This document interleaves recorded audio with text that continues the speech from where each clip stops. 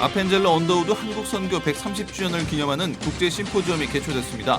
이번 심포지엄은 한국 기독교의 모교회라 불리는 정동제일교회와 세문안교회에서 진행됐습니다. 자세한 소식 잠시 후에 전합니다. 하나님의 사랑과 은혜를 온몸으로 노래하는 세계적인 성악가 김영미 권사. 오늘 테마 인터뷰에서는 하늘의 목소리로 하나님을 전하는 소프라노 김영미 권사를 만나봅니다. 먼 나라 북한의 실상을 조금 더 가깝게 들여다보는 통하라 한반도. 이화여대 북한학과 박현선 교수를 모시고 반복되는 개성공단의 위기를 통해 향후 미래의 모습은 어떨지 함께 짚어봅니다. 여러분 안녕하십니까? 메르스에 대한 공포가 좀처럼 가라앉지 않고 있습니다. 게다가 알 수 없는 출처에서 시작된 괴담들이 속출하면서 그 파장이 더욱 커지고 있는데요. 중국에서는 한국의 뒷북 대처에 원망의 목소리도 높아지고 있는 상황입니다. 추가 확산을 두고 잠복기가 끝나는 이번 주가 최대 고비라고 하는데요.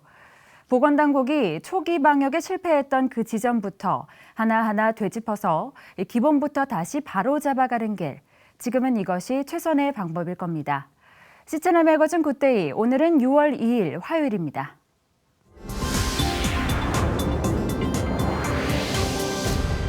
첫 순서로 교계 뉴스부터 정리해드립니다. 아펜젤러와 언더우드 선교사 내한 130주년을 기념해 이들이 졸업한 학교와 정동제일교회, 세문안교회가 합동으로 기념 행사를 마련했습니다. 연합예배와 심포지엄을 통해 두 선교사의 선교 정신과 한국교회의 발전 방향에 대해 나누는 시간이었습니다. 유성훈 기자가 보도합니다. 기독교 대한감리회 정동제일교회와 대한예수교장로회 세문안교회가 함께한 연합찬양대의 웅장하고 장엄한 특별찬양이 정동제일교회 예배당에 울려 퍼집니다. 아펜젤러와 언더우드 선교사가 복음을 전하기 위해 이 땅에 온 지 130주년을 맞아 두 선교사가 세운 정동제일교회와 세문안교회가 교파를 초월해 함께 예배를 드렸습니다.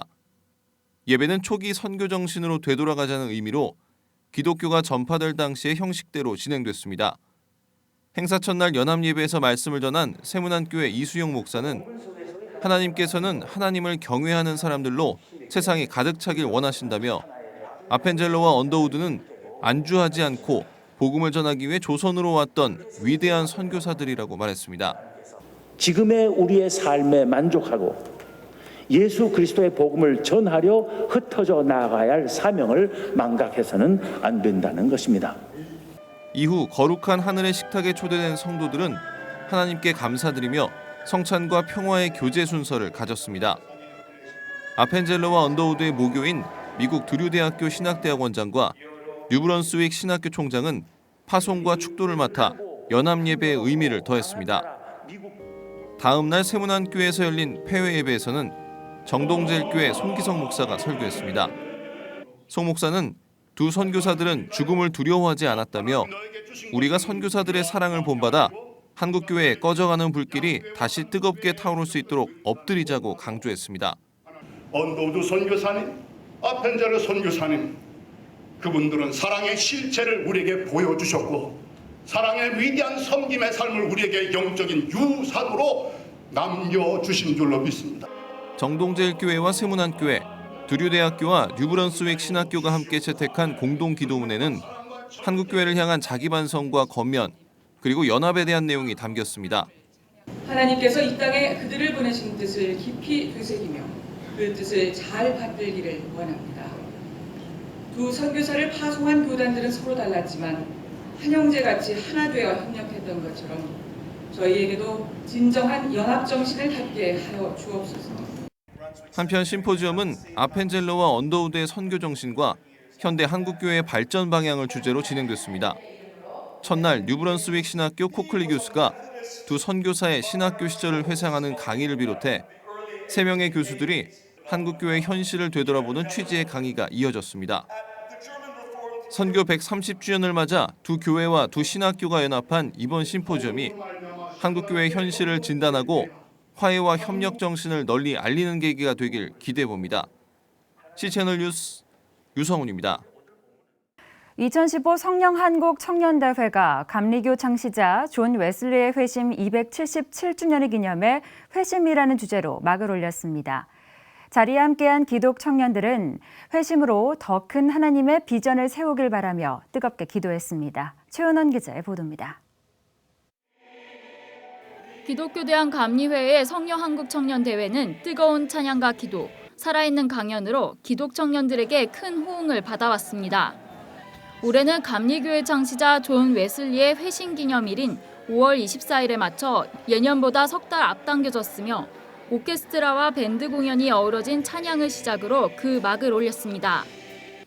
강연에는 회심이라는 큰 주제 안에서 지성적 회심과 감성적 회심, 의지적 회심에 관한 말씀들이 선포됐습니다. 지성적 회심이라는 주제로 말씀을 전한 만나교회 김병삼 목사는 믿음의 생활이 지식으로 그치지 않아야 한다며 하나님의 능력이 임하고 있는지 짚어보길 권면했습니다. 우리의 생각에서 머무르는 것이 아니라 하나님의 생각에까지 이르기 시작할 때 그것이 우리들에게 지적인 회심이 아닐까. 한국대학생선교회 CCC 박성민 목사는 감성적 회심이라는 주제로 강연을 전했습니다. 박 목사는 불확실한 미래에 대한 두려움을 극복하는 방법은 오직 곁에 계신 하나님을 집중하는 것이라고 강조했습니다. 이 세상의 주인은 누굽니까? 하나님이죠. 우리는 누굽니까? 하나님의 자녀들입니다. 그렇기 때문에 여러분들이 이 세상을 보면서 제일 먼저 가져야 될 우리의 감성적인 회심은 뭡니까? 바로 하나님의 아픔이 우리한테 우리의 아픔으로 다가와야 된다는 것이죠. 매 강연이 끝날 때마다 청년들의 뜨거운 기도회도 이어졌습니다. 청년들은 일상 속에서 회심이 이어지고 전 세계를 향한 하나님의 비전을 품길 기도했습니다.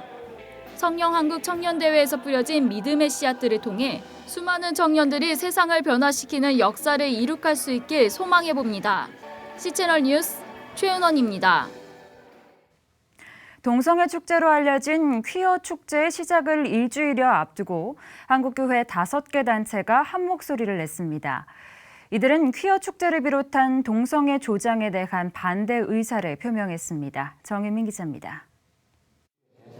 한국교회 5개 연합기관과 단체가 지난 1일 기자회견을 열고 동성애를 조장하는 퀴어 축제에 반대한다며 이를 허가한 서울시와 정부의 축제 취소를 촉구했습니다.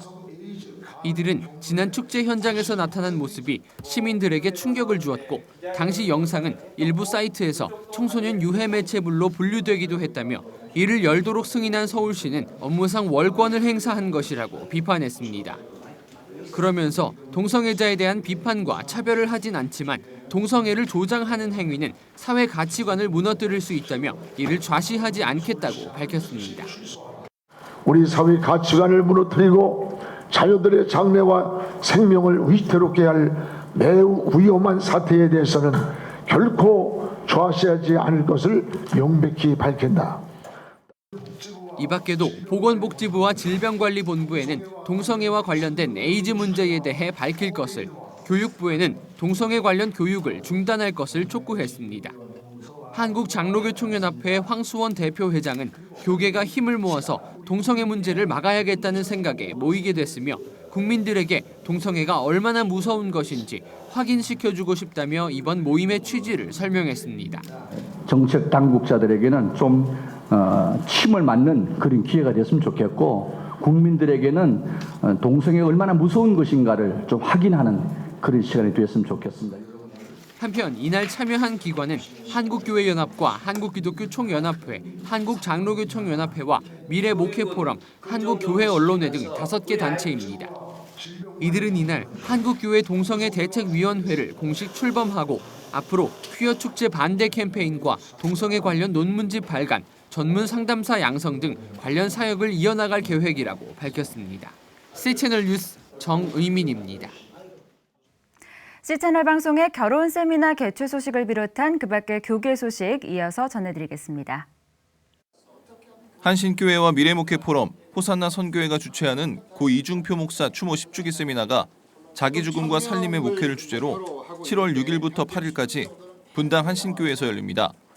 한신교회 이윤재 목사는 기자간담회에서 이중표 목사의 별세를 자기 죽음과 살림의 목회로 구체화해 한국교회 회복과 갱신의 비전을 제시하기 위해 이번 세미나를 마련했다고 밝혔습니다.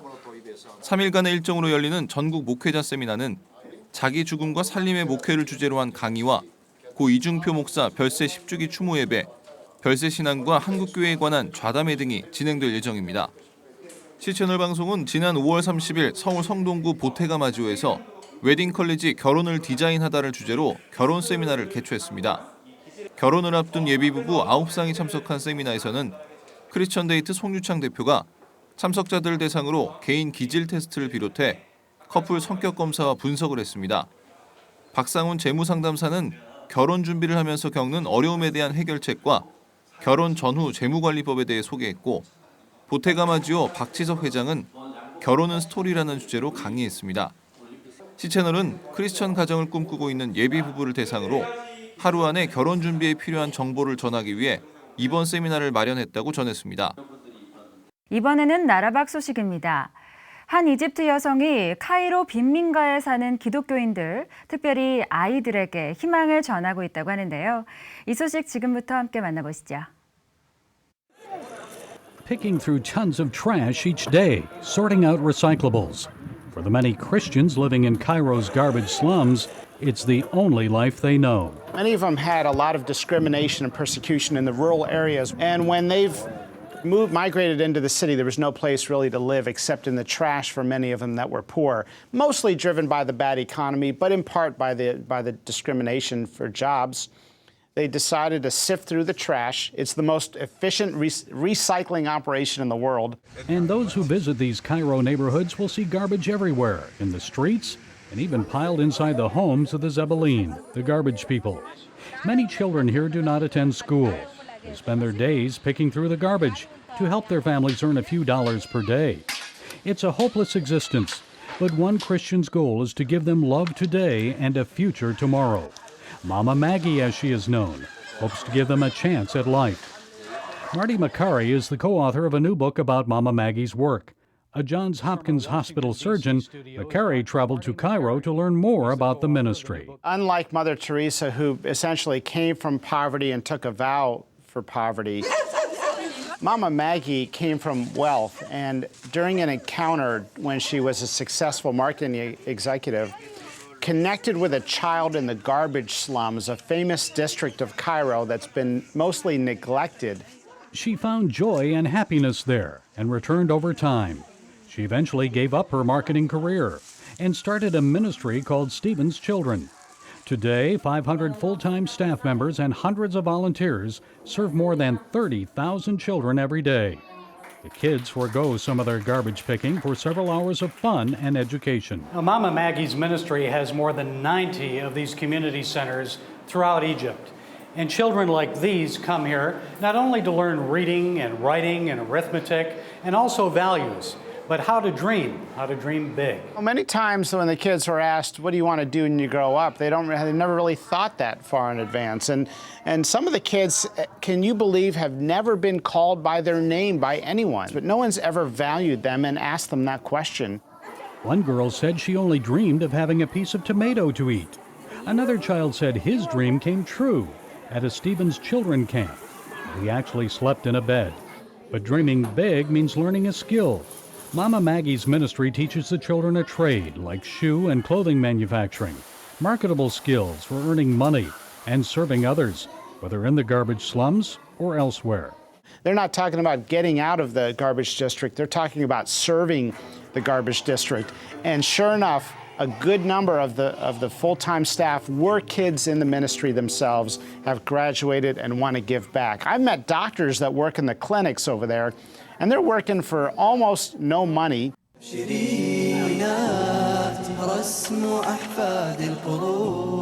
of the 21 Egyptian Christians killed by ISIS in Libya last February were helped by Mama Maggie's ministry. They were kids that she fed and taught and were part of the group, and 2 of them had become leaders in the ministry, and they're now using that story to teach forgiveness in the Middle East. They're teaching the kids to break the cycle of revenge. What impresses you the most about Mama Maggie?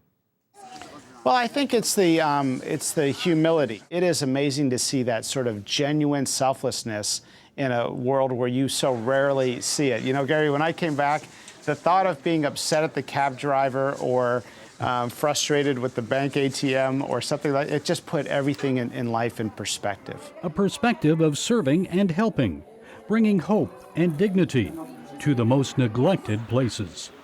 Gary Lane, CBN News, Cairo, Egypt. 이번에는 우크라이나로 가봅니다. 내전으로 안타까운 일이 많았던 우크라이나에서 오랜만에 참 반가운 소식이 들려왔는데요. 우크라이나의 한 신학교가 독일에 분교를 개설했다고 합니다. 자세한 내용 우크라이나 김대호 선교사님 연결해서 들어보겠습니다. 선교사님 안녕하십니까? 안녕하십니까. 김대호 선교사입니다. 네, 선교사님 반갑습니다. 앞서 말씀드린 대로 우크라이나의 신학교가 이 독일에 분교를 열었다고 하는데요. 자세한 소식 좀 전해주시죠. 예, 저희 신학교는 예수천당 불신 지옥을 외치신 최건능 목사님의 손자이신 최영빈 선교사님께서 20여 년 전 우크라이나 키예프에 설립한 은혜와 진리 신학교인데요.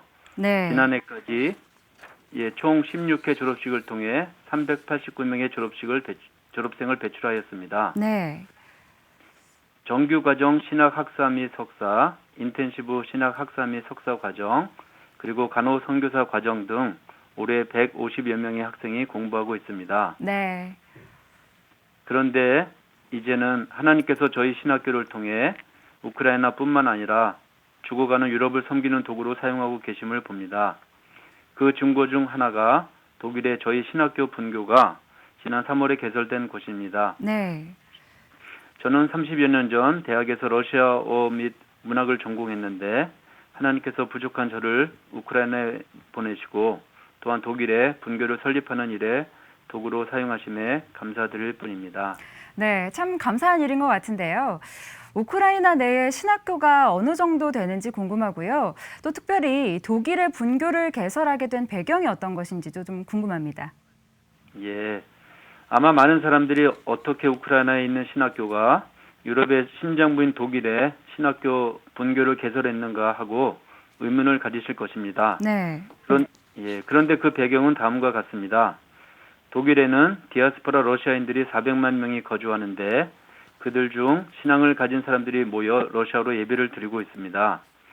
그런데 이들 지도자들 대부분이 신학교육을 제대로 받지 못하고 있는 실정이라는 정보를 듣고 저는 출장을 통해 그 사실을 확인하게 되었고 또한 하나님의 은혜로 그곳에서 준비된 한 사람을 만나게 되었습니다. 네.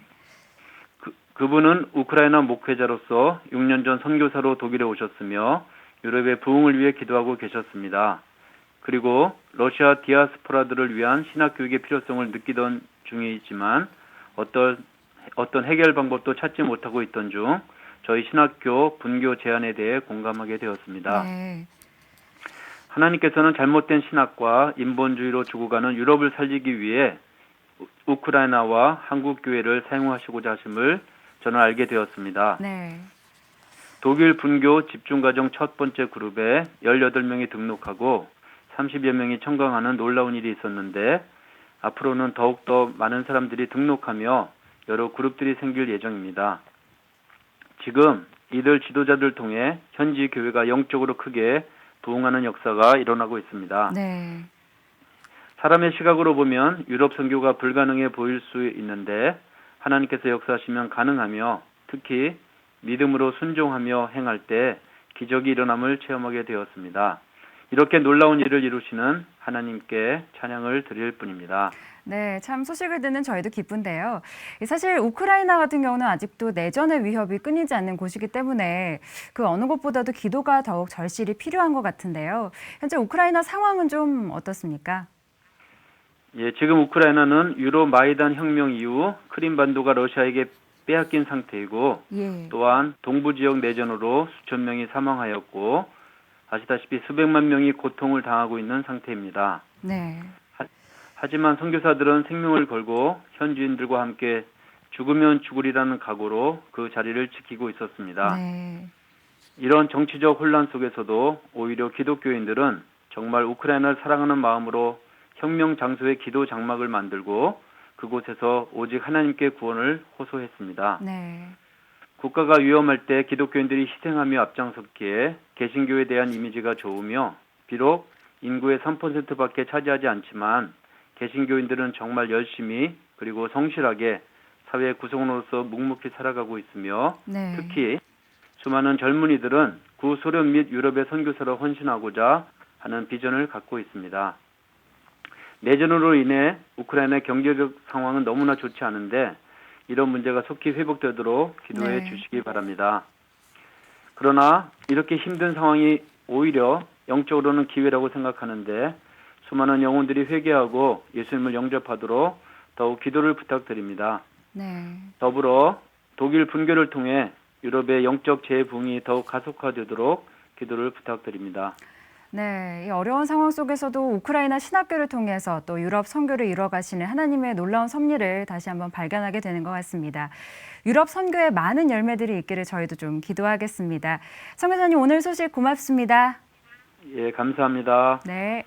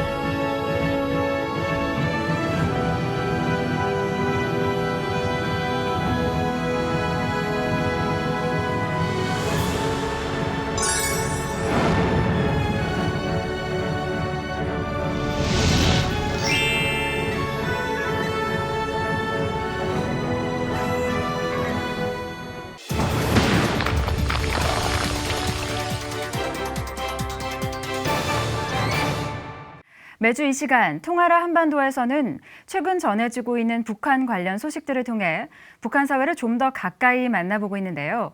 오늘도 이화여자대학교 북한학과 박현선 교수와 함께합니다. 교수님 안녕하십니까? 안녕하세요. 네, 나와주셔서 감사합니다. 네. 오늘은 개성공단 이야기를 좀 해보려고 합니다. 최근 반기문 유엔 사무총장이 개성공단을 방문하려고 했다가 취소된 그런 일이 있었지 않습니까? 사실 이 방문을 통해서 남북관계가 좀 회복되지 않을까 기대하시는 분들이 참 많았는데요. 그만큼 개성공단이 한반도에 의미하는 게 굉장히 크기 때문일 것 같은데 개성공단 한반도에 어떤 의미가 있을까요? 네, 개성공단은 남측의 자본과 기술, 북한의 노동력이 결합된 현재 유일한 남북 경협의 모델이라고 할 수 있습니다. 네. 이 실제로 경제적인 어떤 그런 의미 외에 네. 정치적으로 갈등을 해소하는 그런 역할을 하고 있는데요. 예. 특히 남측의 주재원들과 북측의 네. 노동자들이 함께 생활하면서 때로는 갈등하고 네. 서로를 이해하고 하는 그런 모습을 보이면서 실제로 통일을 예견하고 통일을 시험하는 그런 네. 모델이 된다고 생각할 수 있습니다. 네. 어떻게 보면 작은 통일이 이미 이루어졌다 이렇게 할 수 네. 있습니다. 개성공단을 통해서 작은 통일이 이루어졌다고도 볼 수 있다. 굉장히 큰 의미가 네. 있다고 볼 수 있을 것 같은데요. 사실은 벌써 15년의 역사를 갖고 있는 곳입니다. 사실 15년이라고 하면 그동안 좀 운영이 안정적이어야 될 텐데 아직까지도 계속해서 위기가 반복되는 이유는 무엇일까요? 네. 일단 개성공단을 경제적으로 보면 분명히 투자할 가치가 있는 그런 사업입니다. 네. 남북한 모두 포기할 수 없는 사업인데요. 네. 그동안 정치적인 문제가 좀 그 갈등의 요소가 되었습니다. 예. 실제로 1단계 개성공단 그 개발 계획의 네. 40%도 아직 달성이 안 됐습니다. 예. 이러한 어떤 발전의 장애 요인을 보면은 정치적인 어떤 요인이라고 할 수 네. 있습니다. 15년 동안 40% 정도밖에. 네, 그렇습니다. 예. 최근에 그 잠정 중단이라든지 임금 문제 등과 관련해서 갈등이 있었는데 예. 표면적으로 보면은 신변 안전 문제라든지 임금 협상안을 이렇게 원칙적으로 협의한 것을 위반하는 문제라고 볼 수 있지만 그래서 예. 원칙적인 문제에서 제기된 거라고 할 수 있지만 내면을 들여다보면은 그것보다는 서로 이해하지 않고 네. 또 상호 존중하지 않고 또 협상안을 거부하고 그로 인한 네. 반감 이런 것들이 중첩되어서 이런 문제가 나왔다고 할 수 있습니다. 예. 그동안 그 개성공단은 정치적 갈등의 희생양이 되었다라고 할 수 네. 있습니다. 그래서 현실적으로 가능한 부분이 조금 약하지만 네. 그럼에도 불구하고 우리는 개성공단의 정치적인 어떤 영향력을 최소화하고 경제적인 원리에서 움직일 수 있는 그런 분위기를 만드는 것이 시급한 과제라고 생각합니다. 네, 그렇군요. 또 사실은 뭐 임시협의와 관련된 임금 문제도 있었는데요. 그거에 대해서도 좀 설명을 해주시죠. 네. 임금 문제와 관련해서는 실제로 그 남북한이 네. 협의한 것이 있습니다. 뭐 어느 시기 동안 몇 프로 올려야 된다는 그 협의안이 있었고 네. 그것이 되었지만 북측에서는 이제 임금을 인상하자라고 했는데 네. 내용적으로 보면은 어떻게 보면 노선의 문제라기보다는 네. 대화를 하는 과정에서 그런 라인의 문제라든지 이런 것들이 있었기 때문에 실제로 남북한이 협의하는 데는 30분도 걸리지 않고 네. 협의를 했거든요. 그러니까 예. 원칙적인 문제라기보다는 실제로 대화의 과정에서 소통의 문제가 더 컸다라고 할 수 있습니다. 네, 소통의 문제를 좀 지금 지적을 네. 해주셨는데요. 그렇다면 이러한 위기가 계속 반복되는데 어떻게 하면 좀 해결책을 마련해 볼 수 있을까요? 네. 개성공단이 사실은 어렵게 시작을 했습니다. 그리고 네. 남북한 평화에 매우 중요한 역할을 하고 있거든요. 그래서 네. 개성공단이 설립되기 위해서 군 기지도 사실 후퇴하고 이렇게 네. 여러 가지 평화에 기여하고 있는데 예. 이것이 좀 더 그 가치를 발현하고 발전하기 위해서 가장 중요한 거는 오이사 조치의 유연화라고 할 수 있습니다. 네. 천안함 사건이라든지 연평도 사건에 대해서 국민적인 정서가 있고 또 정부의 강경 원칙도 사실 이해가 되는 바입니다. 네. 그렇지만 개성공단의 발전을 위해서는 이제는 조금 새롭게 생각해야 될 시점이라고 예. 생각을 합니다. 이미 시간도 많이 흘렀고요. 또 이 정치적인 어떤 환경도 많이 변화되었기 때문에 네. 이제 유연한 조치가 필요합니다. 오이사 조치를 구체적으로 보면은 네. 신규 투자를 금지하고 예. 신규 설비도 금지하고 네. 또 총 투자 금액도 상한선을 정하는 네, 등 한도를 설정하고. 네, 예. 그렇습니다. 그래서 새로 신규 투자하는 그런 부분은 원천적으로 봉쇄되고 예. 기존의 기업 같은 경우에도 영업 활동을 하는데 상당한 제한이 있었습니다. 네. 근데 참 우리가 주목할 부분은 그럼에도 불구하고 개성공단은 끊임없이 발전하고 있습니다. 네. 잠정 중단으로 인해서 바이어들이 대거 이탈하는 그런 어려움이 있음에도 불구하고 네. 개성공단이 발전하고 있기 때문에 이러한 정세를 우리가 반영해서 특히 구체적으로 말씀을 드리면 네. 기존의 그런 기업이나 새로운 기업이나 투자를 제한하고 있는데 신규 투자는 제한하더라도 기존에 있던 어떤 기업들의 투자는 네. 사실은 허용하고 예. 또 총 투자 금액의 어떤 한도를 제한한 것을 사실 그 풀므로써 유연한 조치를 할 필요가 있다고 봅니다. 네, 그러시군요. 사실 그 오이사 조치 유연화에 대해서 좀 말씀을 또 해주셨고, 이 정치적인 어떤 희생양이 되고 있다 이런 말씀을 해주셨는데 사실 이런 부분도 좀 궁금합니다. 이 개성공단 문제를 경제와 이 정치를 완전히 분리해서 볼 수 있는 문제일까요? 참 어려운 것 같은데요. 네, 그렇습니다. 사실 개성공단이 시작된 거는 정치적 타결에 의해서 시작이 된 거고 네. 운영은 경제적인 사실 네. 논리로 운영이 되어야 함에도 불구하고 아직까지는 남북관계에 영향을 받는 것이 개성공단입니다. 네. 그렇지만 구체적으로 운영되는 면에서는 사실 경제적인 논리가 많이 작용이 되고 있거든요. 그래서 네. 앞으로는 남북관계 변화에 발맞춰서 가는 부분도 있겠지만 네. 우리가 앞서서 경제적인 부분은 조금 더 풀어주는 것도 필요하다라고 생각을 합니다. 네, 그렇군요. 이 실제적으로 이 개성공단이나 남북 경협 같은 것들이 남북 간의 경제에도 좀 도움이 된 측면이 있을까요? 그럼요. 실제로 오이사 조치로 개성공단을 제외한 남북교역은 전면적으로 중단되었습니다. 네. 인도적인 지원과 관련해서 일부 허용된 것이 있지만 네. 남북관계의 경색 국면을 감안하면은 전면적으로 다 중단됐다고 할 수 있습니다. 예. 그럼에도 불구하고 교역량은 늘었어요. 남북 간의 예. 교역량이 늘은 거는 네. 다른 분야의 그 교역량이 감소되었음에도 불구하고 개성공단의 그 교역량이 늘었기 때문이거든요. 네. 이런 점을 좀 반영해야 될 거라고 생각합니다. 네. 실제로 객관적으로 보면 개성공단에 반입되거나 반출되는 어떤 네. 양이라든지 근로자들의 노동 시간을 보면은 매우 네. 활발하게 움직인다고 할 수 있습니다. 네. 실제로 구체적으로 남북한에 어떤 영향을 미쳤는가를 좀 말씀을 드리면은요. 네. 북한에 현재 123개의 기업이 들어가 있고 예. 북측 노동자들이 약 5만 4천여 명 네. 됩니다. 근데 북측은 그 가족이 한 4인에서 5인 가족인데요. 네. 4인으로 잡혔을 때 5만 4천 명이 약 20만 명의 북측의 어떻게 주민들을 먹여 살리고 네. 있다고 할 수 있습니다. 남측 기업 입장에서도 지금 해외 공단 같은 경우에 임금 문제라든지 여러 투자 여건이 변화돼서 사실 리턴하는 그런 기업들이 많아지고 있는데요. 네. 그런 측면을 고려할 때 개성공단이라고 하는 잠재성을 갖고 있는 기업이 있다, 공단이 있다는 네. 것은 매우 중요한 의미를 갖고 있습니다. 네.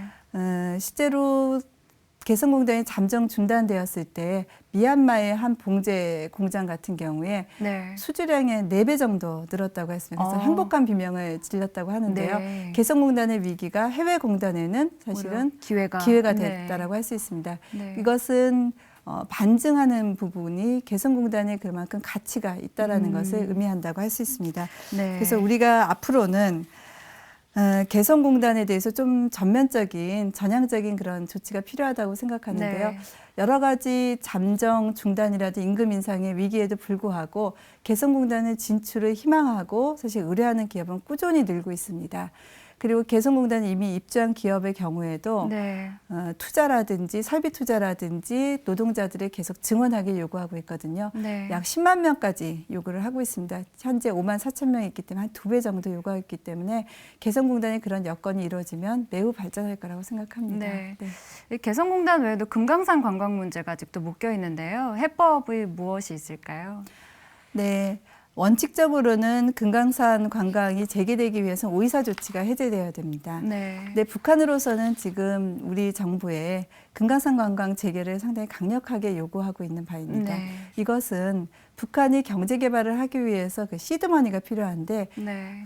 여러 가지 봉쇄 정책에서 불가능하기 때문에 네. 관광으로 인한 사업으로 그것을 받으려고 하고 있습니다. 네. 이것을 잘 활용하면 남북관계 개선에 우리가 계기를 마련할 수 있을 거라고 생각합니다. 네. 네, 오늘은 남북 경협 사업의 일환으로 진행되고 있는 개성공단의 현재와 미래 모습에 대해서 알아봤습니다. 교수님 오늘 말씀 감사합니다. 감사합니다. 네.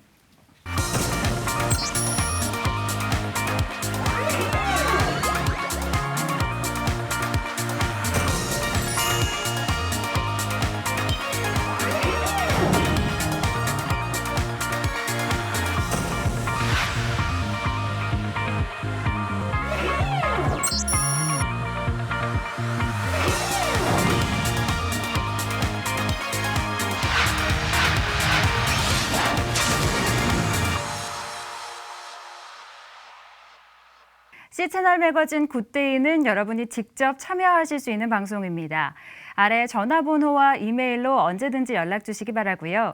인터넷으로도 다시 보실 수 있으니까요. 꼭 확인해 보시기 바랍니다. 이번 주 내내 더운 날씨가 계속될 거라는 예보도 이미 나왔죠. 총리 청문회를 앞두고 있는 6월 국회도 무척 뜨거울 전망입니다.